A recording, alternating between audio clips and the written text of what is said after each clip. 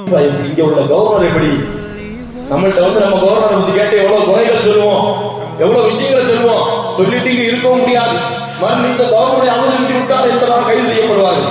அந்த காலகட்டம் உமர் எல்லாரும் கவர்னர் மேல உங்களுக்கு ஏதாவது புகார் இருக்குதா புரிஞ்சு கேட்டாங்க. அப்ப அந்த இடத்துல கவர்னர் இல்ல, கவர்னர் வீட்டுல. உமர் எல்லாரும் மக்கள் சொன்னாங்க 4 கம்ப்ளைண்ட் இருக்குது, 4 கம்ப்ளைண்ட் இருக்குது.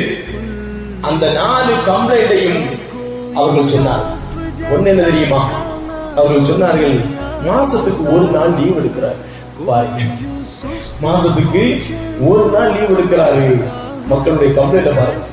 இன்னொரு காலையில அவர் தன்னுடைய கவர்னர் டியூட்டிக்கு வருவது ரொம்ப லேட்டா வர்றாரு.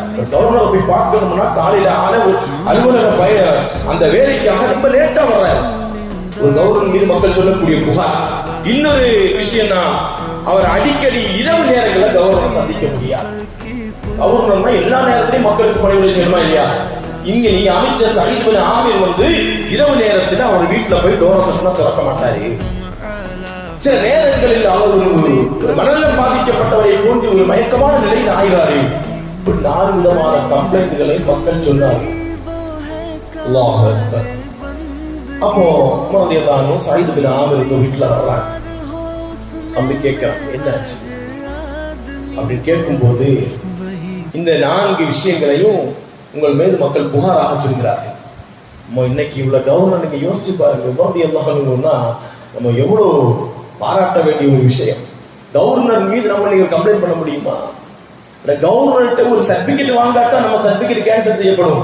அவர் எனக்கு பிடிக்கலைங்க, தமிழ்நாட்டுக்கு எதிராக இருக்கிறார், வேண்டாம் நம்ம கைது ஆக்கப்படும், நம்ம சர்டிபிகேட் கேன்சல் பண்ணப்படும், நம்மை கைது வரைக்கும் நடக்கும். அப்படிப்பட்ட ஒரு காலகட்டத்தில் வாழ்ந்துட்டு இருக்கிறோம். ஆனால் அன்னைக்கு துணிந்து மக்கள்கிட்ட கேட்டாங்க. மக்களும் துணிந்து அந்த கவர்னர் மீது இருந்த குறைகளை மக்கள் சொன்னார்கள். அப்பேற்பட்ட ஒரு ஆட்சி அதிகாரத்தை கொடுத்ததுதான் இஸ்லாமிய மார்க்கம்.